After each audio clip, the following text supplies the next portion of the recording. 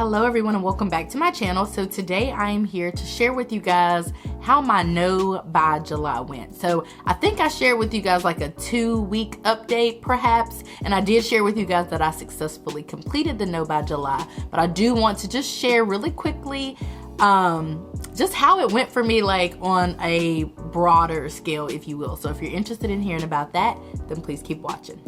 Okay, so I will tell you that I actually am always up for a challenge, and so when Michelle challenged me and others to a No by July, I was like, yes girl, I am here for it. And you guys, I have to correlate this.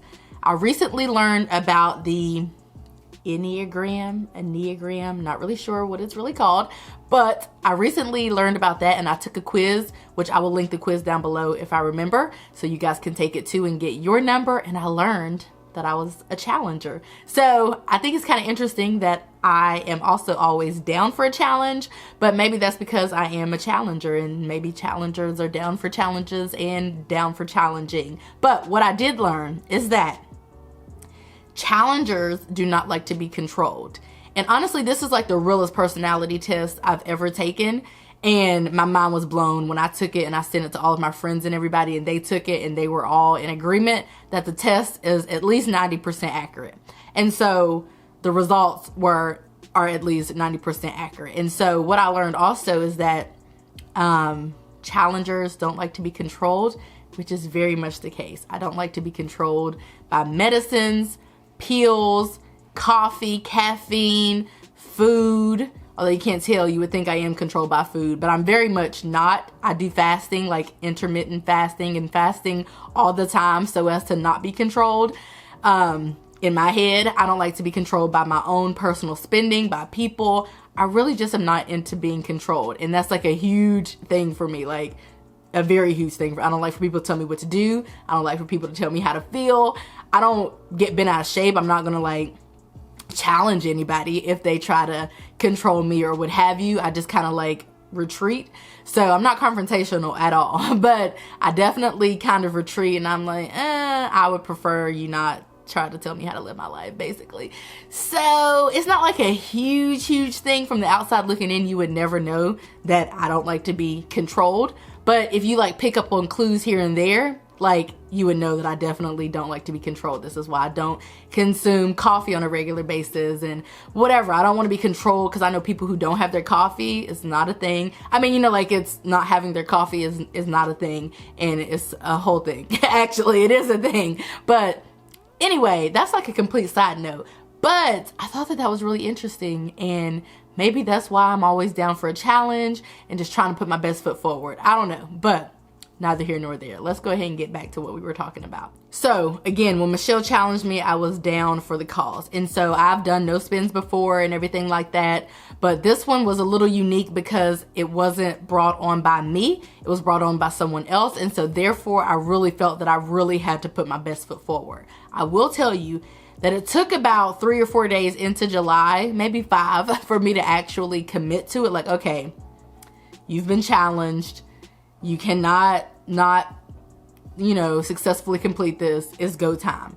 It then took me probably another week and some change to actually like really commit. It was about week 2, end of week 2, whenever I was like, you know what?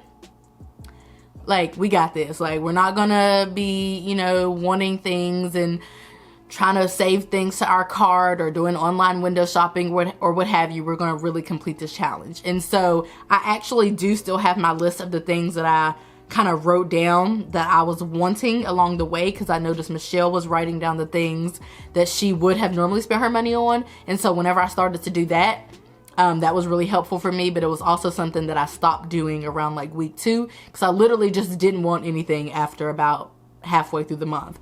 But the things that I did write down included 2 Nikki Plus 3 kits and notes pages, which the total of those would have been like $52. I wanted to buy some sunglasses because I had forgotten mine at home. Probably would have been about a $10 purchase. I wanted some Starbucks. Interestingly enough, I do drink coffee like every now and again, but it's not like, it's probably once a month at best. I did want another Apple Watch band. I wanted a Fossil wallet.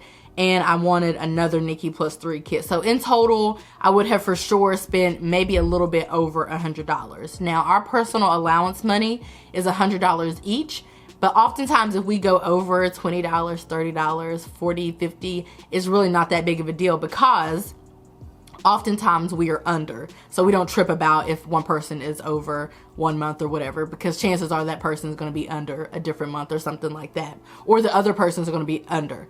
So I probably would have spent a little bit more, but those were things that I very much wanted at the time and was very much prepared to pay for. So that would have been about 6 different purchases because I would have combined the 2 kits, the August and the September kit together. So that would have been about 6 purchases that I would have easily made without thinking. And so the purpose of the no buy was to not buy things that were not necessarily necessities. And so for us, our personal allowance categories are for things that are totally not necessary.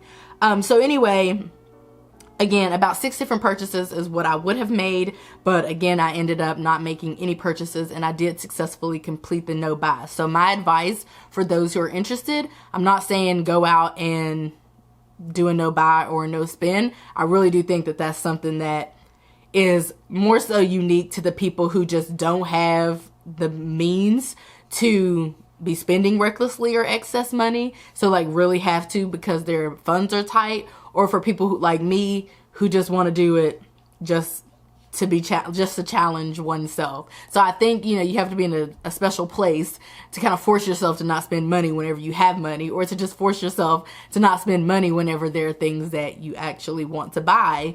But if you are going to do it, I do want to suggest that you definitely write down the things as you go, because the things that you want but are not going to purchase as you go, because then at the end of your no spend week or your no buy month or whatever, you can reevaluate and see if you really want to make those purchases. For me, there's not a single thing on this list that I have purchased. Not a single thing. August 1 rolled around, I had already created a new list of things that I had wanted, honestly.